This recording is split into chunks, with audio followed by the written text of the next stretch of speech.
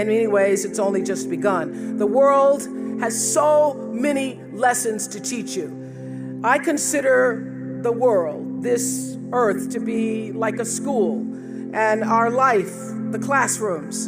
And sometimes here in this planet Earth school, the lessons often come dressed up as detours or roadblocks, and sometimes as full-blown crises. And the secret I've learned to getting ahead is being open to the lessons from the grandest universe of all, that is the universe itself. It's being able to walk through life eager and open to self-improvement and that which is going to best help you evolve, because that's really why we're here, to evolve as human beings. So, to grow into being more of ourselves, always moving to the next level of understanding, the next level of compassion and growth. I think one of the greatest compliments I've ever received, I interviewed with a reporter when I was first starting out in Chicago, and then many years later I saw the same reporter and she said to me, "You know what? You really haven't changed. You've just become more of yourself." And that is really what we're all trying to do. Become more of ourselves. And I believe that there is a lesson in almost everything that you do in every experience. And getting the lesson is how you move forward. It's how you enrich your spirit. And trust me, I know that inner wisdom is more precious than wealth. The more you spend it, the more you gain. So today, I just want to share a few lessons, meaning 3, that I've learned in my journey so far. And aren't you glad? Don't you hate it when somebody says, "I'm going to share a few," and it's 10 lessons later? And you're like, "Listen, this is my graduation. This is not about you." So it's only going to be 3. The 3 lessons that have had the greatest impact on my life have to do with feelings, with failure, and with finding happiness. A year after I left college, I was given the opportunity to co-anchor the 6 o'clock news in Baltimore, because the whole goal in the media at the time I was coming up was that you try to move to larger markets, and Baltimore was a much larger market than Nashville. So getting the 6 o'clock news co-anchor job at 22 was such a big deal. It felt like the biggest deal in the world at the time. And I was so proud because I was finally going to have my chance to be like Barbara Walters, which is who I'd been trying to emulate since the start of my TV career. So I was 22 years old, making $22,000 a year. And it's where I met my best friend, Gail, who was an intern at the same TV station. And once we became friends, we'd say, "Oh my God, I can't believe it. You're making $22,000 and you're only 22. Imagine when you're 40 and you're making 40. When I turned 40, I was so glad that didn't happen. So here I am, 22, making $22,000 a year, and yet it didn't feel right. It didn't feel right.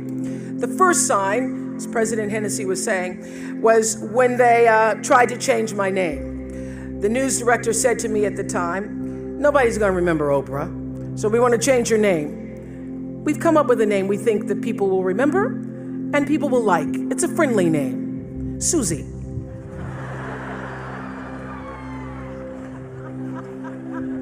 Hi, Susie. Very friendly. You can't be angry with Susie. Remember Susie. But my name wasn't Susie. And you know, I'd grown up not really loving my name, because when you're looking for your little name on the lunch boxes and the license plate tags, you're never going to find Oprah. So I grew up not loving the name, but once I was asked to change it, I thought, well, it is my name. And do I look like a Susie to you? So I thought, no, it doesn't feel right. I'm not going to change my name, and if people remember it or not, that's okay. And then they said they didn't like the way I looked. This was in 1976, where your boss could call you in and say, "I don't like the way you look." Now that would be called lawsuit, but back then they could just say, "I don't like the way you look," which, in case some of you in the back, if you can't tell, is nothing like Barbara Walters. So they sent me to a salon where they gave me a perm, and after a few days, all my hair fell out, and I had to shave my head. And then they really didn't like the way I looked, because now I am black and bald and sitting on TV. Not a pretty picture. But even worse than being bald, I really hated being sent to report on other people's tragedies as a part of my daily duty, knowing that I was just expected to observe when everything in my instinct told me that I should be doing something, I should be lending a hand. So, as President Hennessy said, I'd cover a fire, and then I'd go back and I'd try to give the victims blankets. And I wouldn't be able to sleep at night because of all the things I was covering during the day. And meanwhile, I was trying to sit gracefully like Barbara and make myself talk like Barbara. And I thought, well, I could make a pretty goofy Barbara. And if I could figure out how to be myself, I could be a pretty good Oprah. I was trying to sound elegant like Barbara, and sometimes I didn't read my copy because something inside me said, this should be spontaneous, it should be spontaneous. So I wanted to get the news as I was giving it to the people. So sometimes I wouldn't read my copy and it'd be like 6 people in a pileup on I-40. Oh my goodness. Sometimes I wouldn't read the copy and because I wanted to be spontaneous, and I'd come across a list of words I didn't know and mispronounce, and one day I was reading copy and I called Canada, Canada. And I did just that. I cracked myself up on the air. And I decided this Barbara thing's not going too well. I should try being myself. But at the same time, my dad was saying, Oprah Gail, this is the opportunity of a lifetime. You better keep that job. And my boss was saying, this is the nightly news. You're an anchor, not a social worker. Just do your job. So I was juggling these messages of expectation and obligation and feeling really miserable with myself. I'd go home at night and fill up my journals, because I've kept a journal since I was 15, so I now have volumes of journals. So I'd go home at night and fill up my journals about how miserable I was and frustrated, and then I'd eat my anxiety. That's where I learned that habit. And after 8 months, I lost that job. They said I was too emotional, I was too much. But since they didn't want to pay out the contract, they put me on a talk show in Baltimore. And the moment I sat down on that show, the moment I did, I felt like I'd come home. I realized that TV could be more than just a playground, but a platform for service, for helping other people live their lives. And the moment I sat down doing that talk show, it felt like breathing. It felt right. And that's where everything that followed for me began. And I got that lesson. When you're doing the work you're meant to do, it feels right. And every day is a bonus, regardless of what you're getting paid.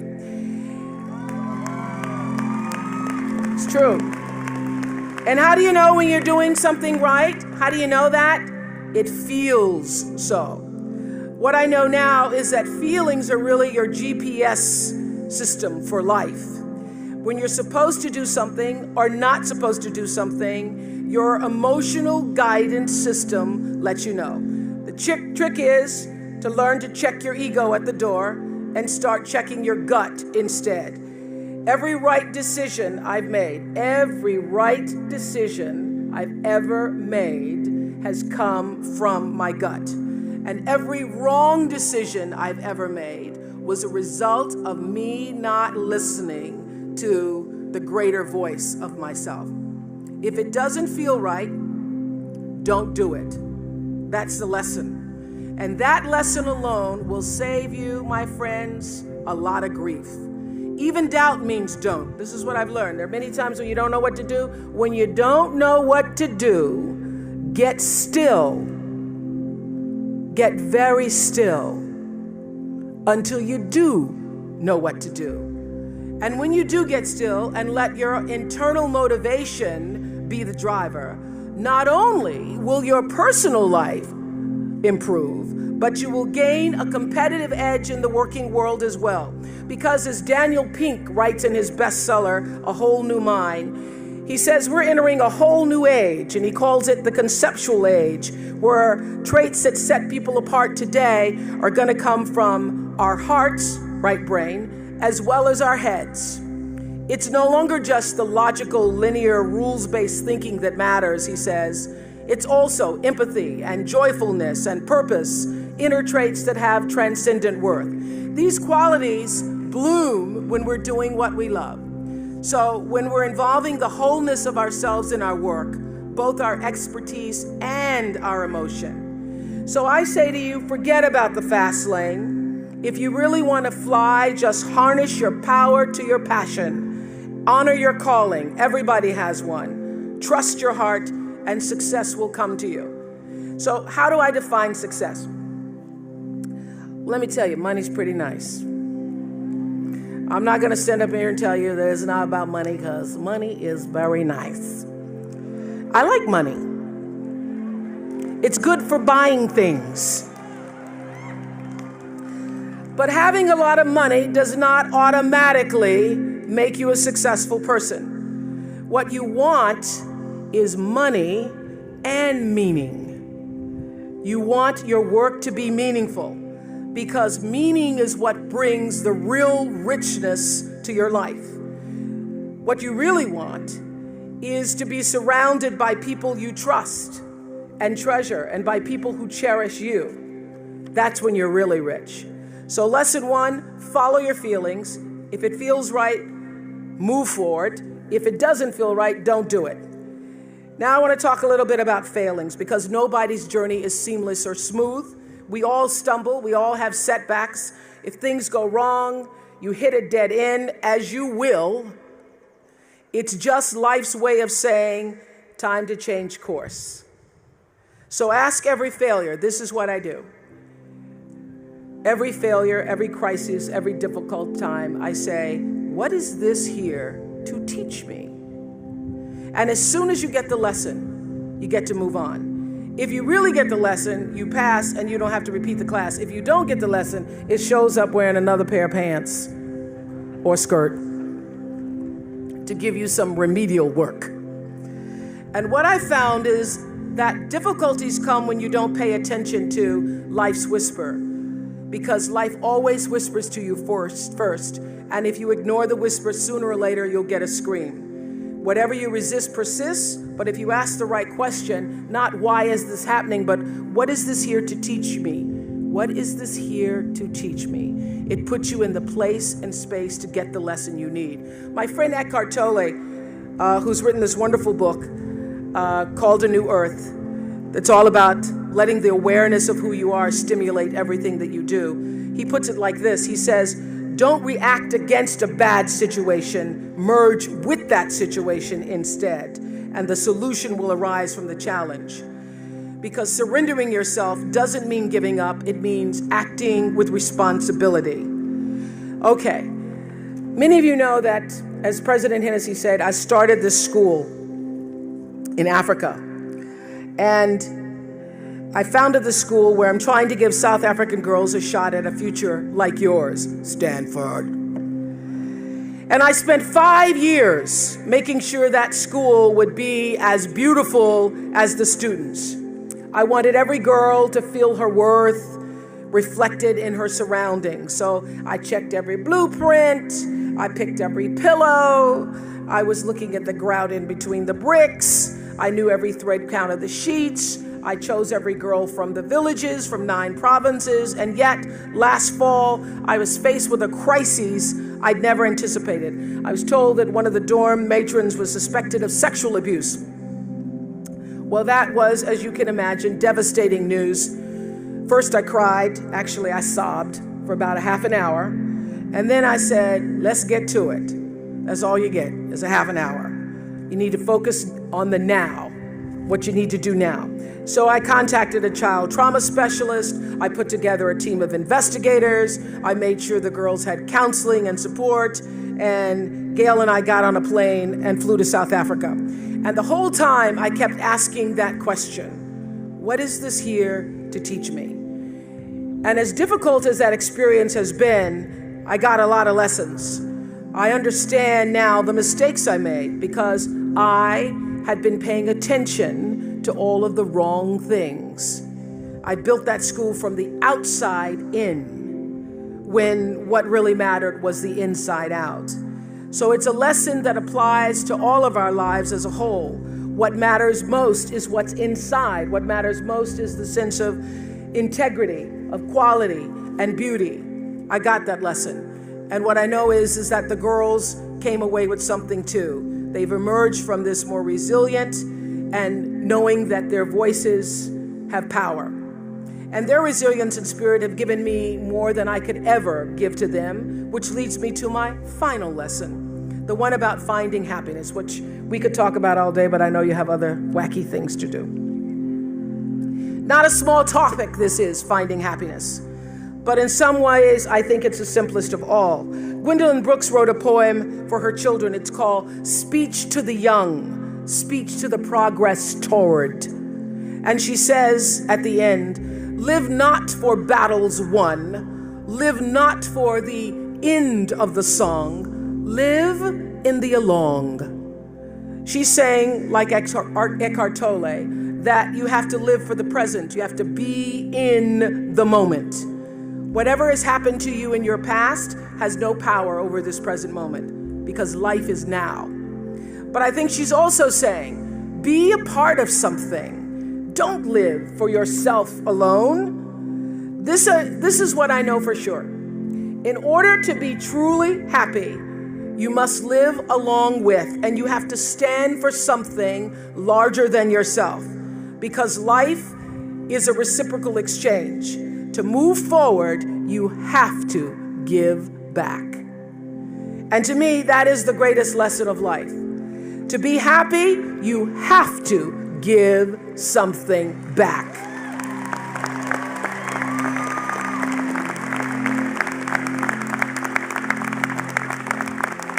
I know you know that because that's a lesson that's woven into the very fabric of this university.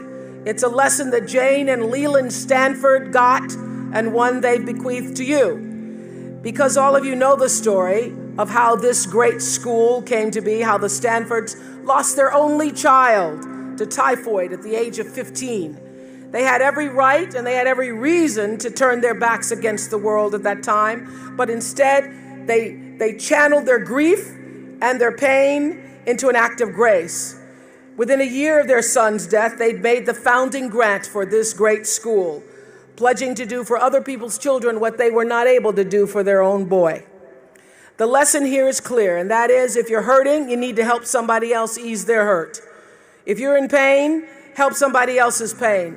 And when you're in a mess, you get yourself out of the mess, helping somebody out of theirs. And in the process, you get to become a member of what I call the greatest fellowship of all, the sorority of compassion and the fraternity of service.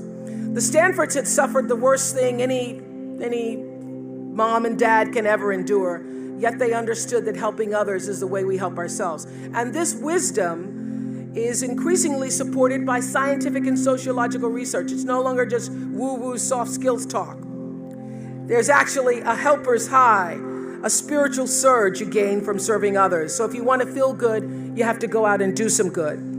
But when you do good, I hope you strive for more than just the good feeling that service provides, because I know this for sure, that doing good actually makes you better.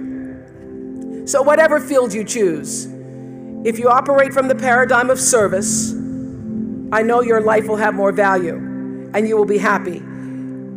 I was always happy doing my talk show, but that happiness reached a depth of fulfillment, of joy that I really can't describe to you or measure when I stopped just being on TV and looking at TV as a job and decided to use television, to use it and not have it use me, to use it as a platform to serve my viewers. That alone changed the trajectory of my success.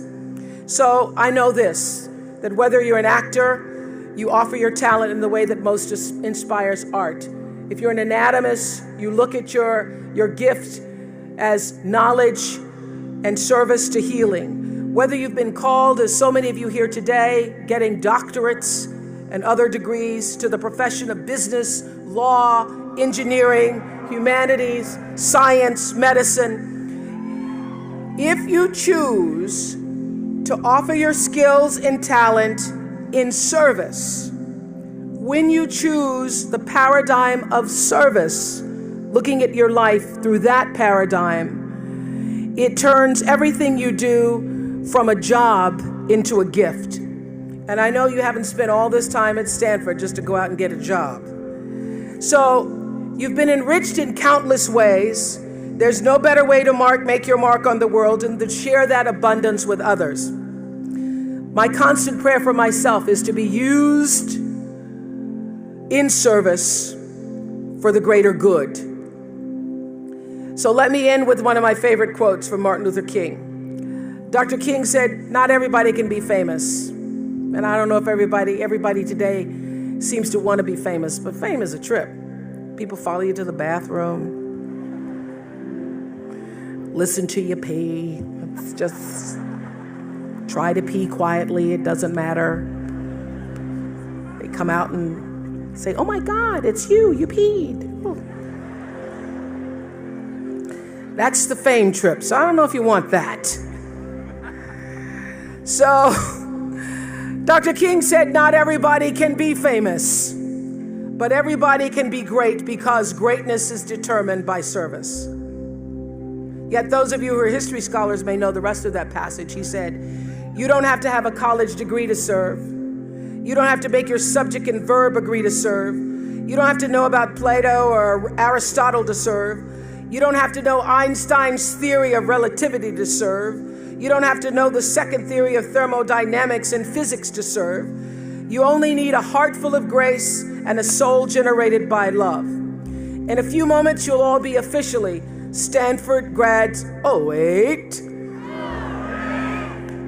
You have the heart and the smarts to go with it. And it's up to you to decide, really, where will you now use those gifts?